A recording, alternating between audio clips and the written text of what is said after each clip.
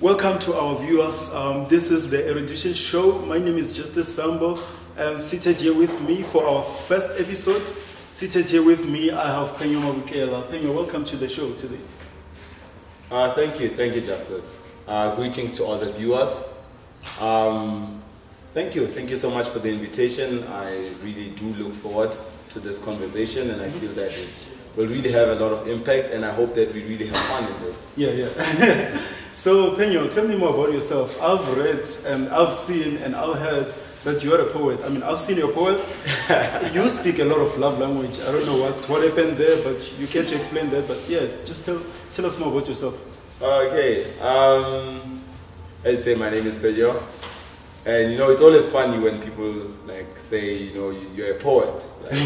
Because for me, it's never been about the, I want to be a poet. I want to write those words that just flow, rhythm, and stuff like that. But it's always been more of a form of expression. The same way you would maybe tell your friend that, hi, so this is what happened today. I was doing this. This is how it makes me feel. For me, it was, instead of telling the person, I was telling the page. And it just so happened that when people read it or when people hear it, they're like, wow, that is poetry. So I guess you've been through a lot of breakups, because wow, they love language not there. Well, yeah, but I feel like it's part of life, and I think even the people who are viewing can attest to say there are a lot of things that happen in life that trigger you and trigger certain emotions and stuff. And it's all in how you express it, So I wouldn't say it's mainly because of breakups and stuff, but I'd say it's more of the different challenges you face in life. And sometimes it's not challenges, sometimes it's good things. Sometimes we have crushes, It's so funny how, as a poet, as they say, instead of just being plain and simple and being like, I feel like I'm crushing on this girl, you would say something that is so long and you've not even told this person about this. Yeah. A funny fact is that I hardly tell the people that you inspired this poem and stuff. That is interesting. So yeah, our theme for today will be focused too much into depression, and given me and you both, I've seen your journey, I've seen my own journey. You might have witnessed my journey of depression and stuff like that. So we want to discuss that more into detail. What would you say about your journey? Guys, it was a roller coaster. I'm not gonna lie, it was a roller coaster. I can't say it's something that is done. It's kind of like that ride where it's like, whee, all of a sudden up, down, and then at some point it's so slow that you think, it's over, it's done.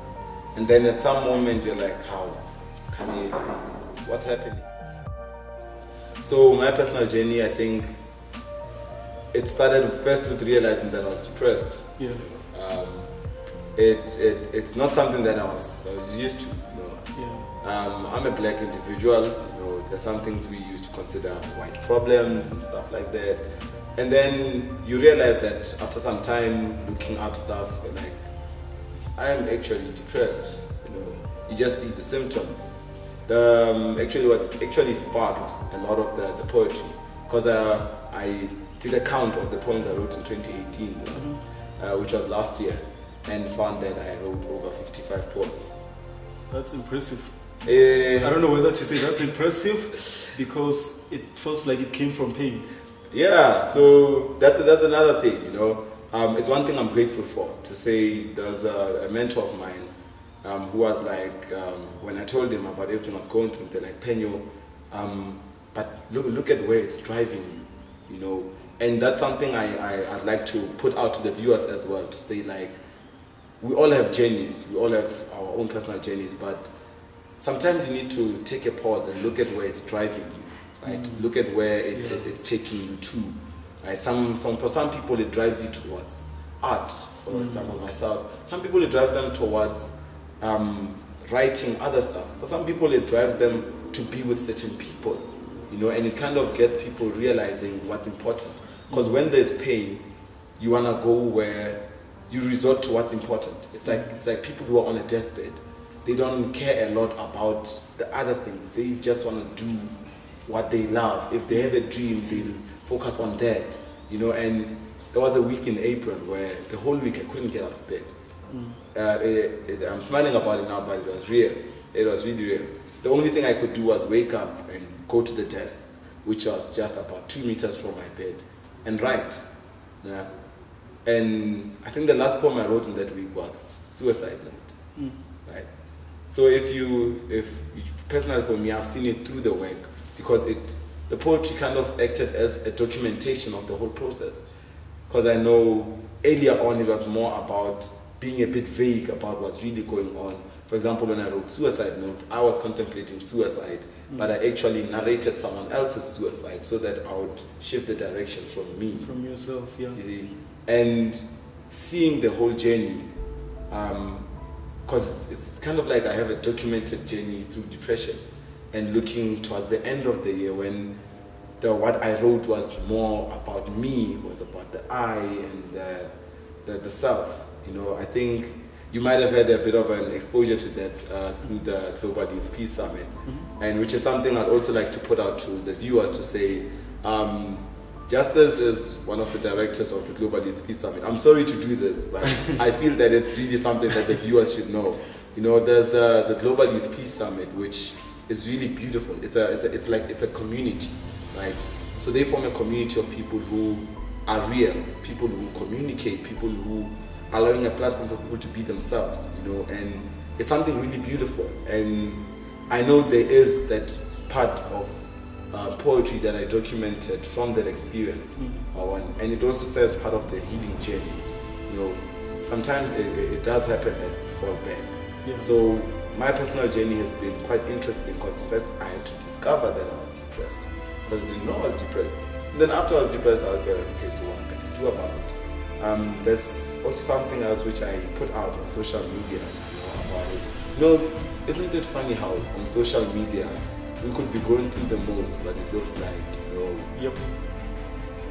I've witnessed that for myself personally, because usually when I'm going through something, what I usually do is I want to put that perfect face, you know, that perfect picture of myself.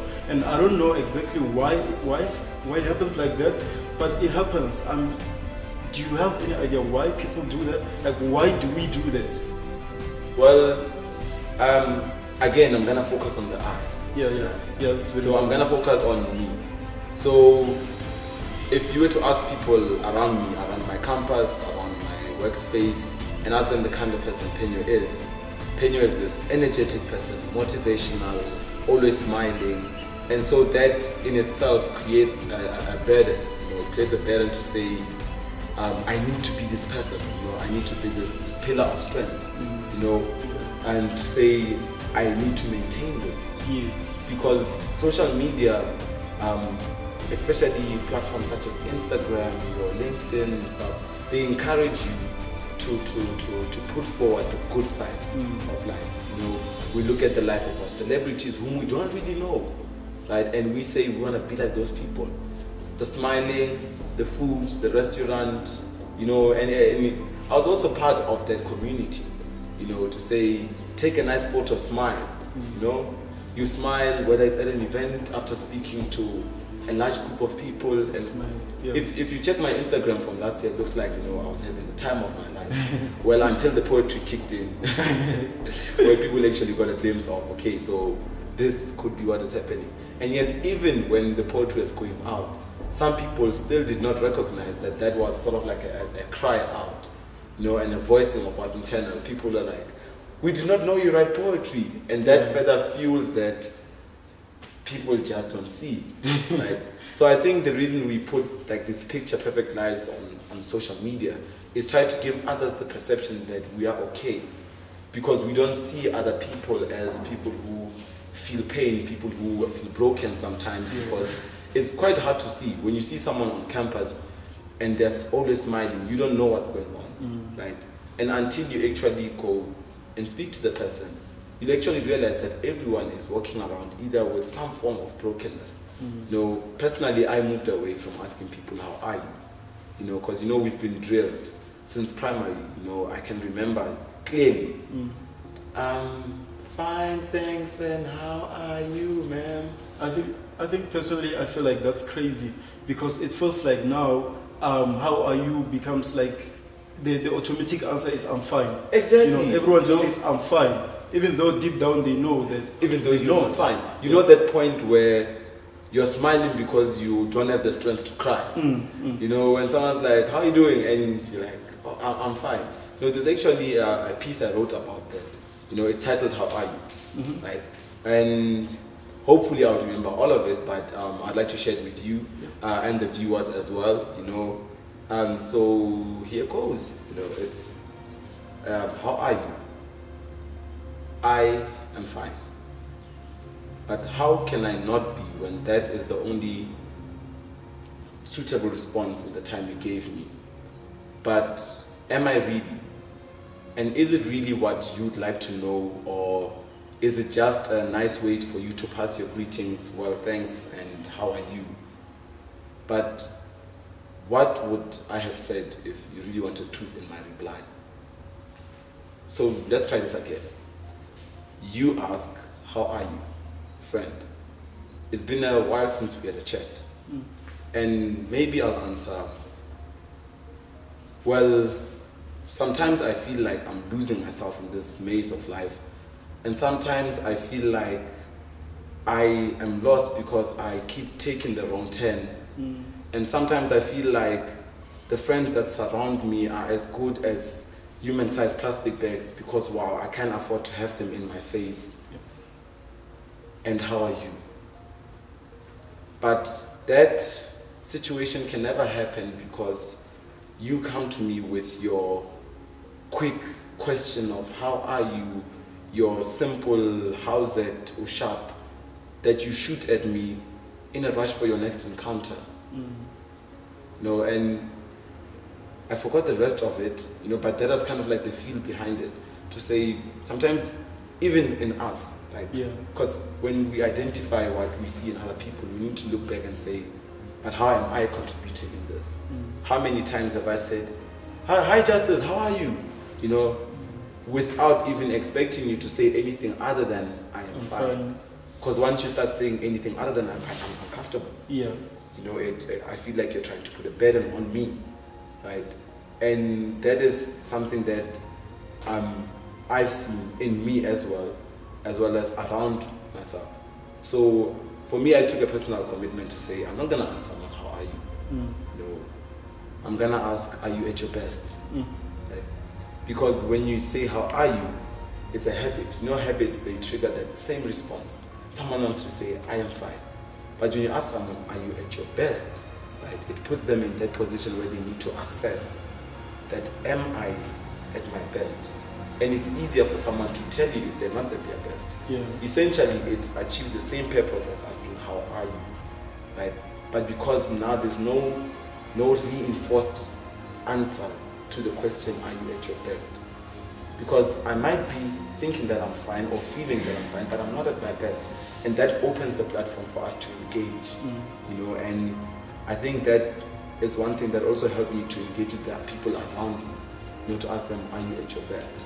And people will say, well, not really. And then the conversation stems from there. And I take time to sit down, listen to people, because I feel like we don't hear each other out as people. You know, there's, we have lost that thing where I genuinely care about how you feel, what you're going through. We've moved more towards, look, I want you to be fine because I think people should be fine. And that's how things are supposed to be. Once you post something depressing, your likes reduce.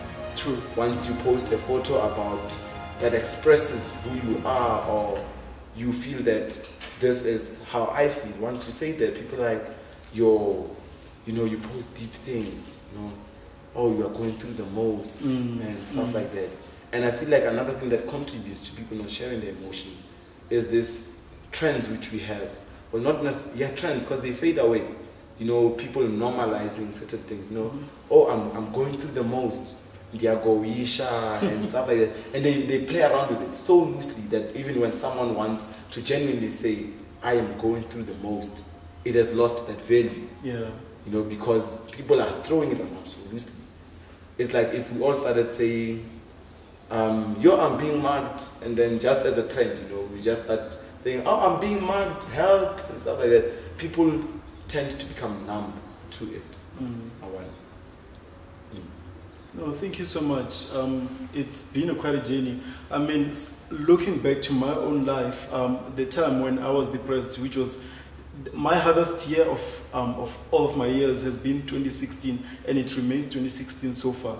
Looking back, record-breaking year. Yes, I've went through the most on that year. But looking back in that year, I've realized that my depression, or rather, let me not say it's mine, because it's not mine. It was not mine. It was just something that was there as part of me. But during that phase, I've realized that all it was telling me, it was basically saying that I need to rise up. I was suppressing a whole lot of things in me. I was doing things that I didn't love doing. I was not at my best, to be quite honest. So I had not dealt with a lot of self-growth. Yes. A lot of all of that, so it made me to realize that I needed to rise up to who I really am, to rise up to my own potential, to be at my best, So is there anything that you would say to the viewer? It is your journey has awakened that thing in you. I've heard you mention poetry. I've heard you mention poetry. So is there any other thing which you would like to share with the viewers to say, this is what has awakened in me? Okay, I think for the viewers, what I would say has awakened in me, apart from the poetry, because the poetry served more as a map to show me where the broken pieces are, right? Because the more you write, the more you get to the place where the source of it, yeah. But it also created a desire for me to live. Right? It's so easy for us to confine ourselves to what we define ourselves as, to what we study, the friends we keep, limit ourselves. So after being at a point where I felt like life was not worth living and being able to overcome that, I started being more interested in the things that make me feel alive. Yes. To say, what about me? I did a school tour back home, just speaking to learners from grade 8 to 12 and trying to not necessarily motivate them, but kind of to connect them, right, to my experience and how they can apply it in theirs. And one thing I told them is that 2019 is a year to focus on the I. Yes. Right, a year to focus on self. Not that you're being selfish, but then when you're at a point where you feel like life is almost over and you get past it, you start to reevaluate. Have I been living? So now I tend to focus more on my own personal development, how I feel about something, right? Society today, in some way, has made it sort of a crime to feel. It's always a thing where you just move on, just move on. So it's become that thing where they've made it a crime to feel. So I've started to focus more on me, how I feel. So like me being here is something I want to do, right? When you send the invitation out, it was something where I was like, do I want to do this, right? Whereas if it was in another year, let's say for myself, it'd be now, okay, so who's inviting me? So it's Justice, so I know Justice, Justice has been a good friend, or Justice has played a key role in my life, so I can't really disappoint Justice or someone else. So, but it was more about, okay, do I want to do this? Yeah. Do I feel that it will add value to me as an individual? Do I feel that it has the potential to link up with what I want to see in the world? Because they say if you want to change something, it starts in you. Yes. Like it always starts in you. And I struggled a lot to get that concept that it begins with you, because it's said so frequently, until you realize that if you want people to trust you, if you decide in yourself, I'm gonna start trusting people, right? Let's say I decide I'm gonna start trusting people. No matter what else happens around me, I'm gonna trust people. And you have the same thing. and we're the only two people in the room or in this world, would actually have a world that trusts each other. Yes. You see? Yes. So I think one thing I'd like that was awakened in me is focus on self. Because without the self, I cannot empower people. If Phenyo is not looking after Phenyo, Phenyo cannot carry other people. You know, Phenyo cannot let other people through in on his journey. Yes. Right? If I'm too focused on other people, I won't be able to write what I want to write about, which is something I try to avoid. You know, this is why I find it discomforting for people to say I'm a poet or stuff like that, or people to say, why don't you write happy poems, you know, and stuff like that, because I don't want poetry to be a job. I don't want it to be a hobby. This is me. You know, I told someone just a week ago, you know, to say, like, poetry to me is like, it's like you breathing, right? I don't want to breathe a certain way. I breathe the way I'm breathing. If I'm struggling to breathe on that day, I will struggle to breathe. You will feel it in the poetry. If I am breathing flavored air on that day, you will feel the flavored air. You know, so it's, I try that to say, like, me, it must be a voice. It must be something I want to say. Not that I want to say something because this is what would be most appealing. You know, not that I want to write something happy because people generally like happy things. I need to write what I feel. You know, if I feel like I'm love struck, you find those lines in some of the poetry that I've written, like, my resistance was a tower and you became the land that slid under. Because that's genuinely what it felt like. You know, and when you allow yourself to express yourself the way in which you feel, then it kind of has more, it has that weight. I don't know how to explain it, but when you write something for the sake of writing it, or because people said write according to this theme, you know, it's gonna be dry. Yeah, it might be well written, it might have the right words, but it doesn't mean anything to me. And if it doesn't mean anything to me, why do I write it? Because it's only gonna bring me more pain, because I'm gonna question, why am I writing this? Why am I doing this? So if something doesn't mean something to you, why do it? If you have control of every decision you take, why choose to do the things that don't make you happy? Why choose to stick in that relationship? Why choose to stick in that job? Why choose to stick in that field? Whatever it is, why do you choose unhappiness? Why do you choose depression?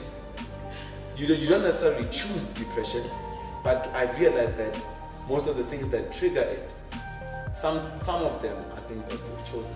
Some are things that are apart from us. So sometimes it's better when it's family. You know, like recently last year, for me it was a tough journey in terms of family-wise. You know, there was sort of like there was a disconnection, you know, in the family and stuff like that. You know, I'm trying to find a fancy way to say divorce, right? Disconnection. You know, there was a separation. So with that, that's something that's external. But the best I can do for me is make sure that the things I choose, I must choose happiness. I must not, like, if I can feel that this is leading me a certain direction, why should I continue with it? And why should I let people decide what is good for me? Right? If I feel that I hate this job, I want to leave this job, it makes me feel better. What Umalume will say about, but Haim Tanam, Imali, you know, because a lot of people live for those things. You know, they live for the acceptance to say, you know, but then, you know, you need to be responsible as part of. No. Leave all of that.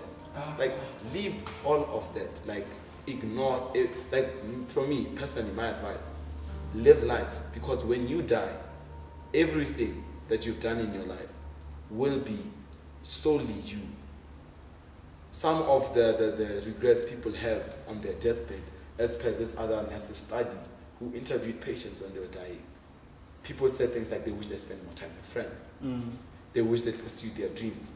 And one of the patients actually made a swear on her mother's grave that she would pursue her dreams no matter how big or how small. Because what is life if you're not going to live it? True. What is life if you're going to follow a script? What is life? Then what's the point of Phenyo existing? there are so many people named Phenyo, but what makes me different?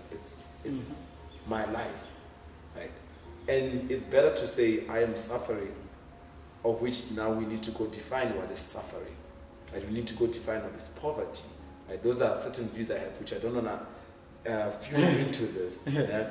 But then sometimes you need to go inspect what is happiness, because social media can convince you that you're not happy. Your friends can convince you that you're not happy. People can convince you that you're lonely, you know, just because you're single. And they're like, oh, you're lonely. You get what I'm saying? Of which you might find that you're not even lonely. You just feel the need to have someone in your life because you feel like everyone else has someone in their life, and not having someone makes you feel lonely, right? And you end up just, you know, whoever needs to come in. And now when you think of letting them go, now you're like, but now I'm going to get back to that thing, and people are going to be like, it's a sad thing. It's a sad thing, yeah. Do you get what I'm saying? Yeah. So I think living life is very important. Yeah. Living life. I want to be proud to say, I know I won't get the chance to look back at my life when I'm dead, but I want to be able to say, when I see death coming near, I am not scared. When I see death coming near, I'm like, you are too late. You are too late. I have lived. I have lived. You know, we fear death because there are so many things which we still seek to do, or we wish to do, but we don't want to pursue them. We hope there's more time in future. Yeah. You know, and that is also something that can depress us. You know, that is also something that depressed me, fueled into my depression. I love music. I love writing. But I never had time for those things because I was so focused on other things. And you keep wishing, I wish I have more time to do the things I love. Let me get through with these things that I don't really like. Let me just push this degree which I'm not really interested in. Let me see how far it goes. And when the degree is not going as fast as you want it to go, now you realize it's going to take you more time to do the things that you love. Yeah, that's true. That's true. Well, it looks like your journey has been interesting. For the viewers, I hope you have learned a whole lot of things from Phenyo Mabokela. He said he doesn't love to be called a poet, so I don't know what exactly to refer him as, but his name is Phenyo Mabokela. Yeah, I'm Phenyo Mabokela, and that's me. I happen to write. You write life. I write life. Yeah. I write life. People call it poetry, but I just write life. That's just who you are. That's just who I am. It's just how I speak. I find it hard to just say something. You know, like, you know how some people have a rich vocabulary, and it's not like they choose to use big words as we would say it. Right? So for me, it's fun fact. It's not really a fun fact, but I don't see all colors the same. Some colors are just confusing. So that's why I like to say to people, you know, words are colorful too. Right? And if they don't have color, then they're not interesting. Yeah. Right? So I want to interrogate how I feel and express it in the best way, describe every emotion. You know? So I am Phenyo Mabokela, and you are just a sample. Of course. So we are not defined by what we do. Yes, thank you for that. We're not defined by what we do. What happens if Phenyo stops writing poetry? So what becomes of me? Yeah. You know, there's so many people who base themselves on what they do. I'm a vet student. What happens when you don't get the vet's degree? And now you stress out because now you don't want to look like another university student. Or you will say, well, I'm docs of next. Yeah. So but it's been real. It's been interesting. It's been good talking to just a sample. Yep. And I'm not gonna give you the chance to say whether it's been good or not, just to take the other route. And that's right. Yeah, it's been good with him talking to me. I'm sure of this. Yeah. No, thank you so much for honoring the invitation and for being on our first show. This is like the first show. Today is the 4th of April. I hope you enjoy watching this. Our next episode will be next week, Thursday. Watch out for Inspirational Thursday. Thank you so much. Awesome stuff.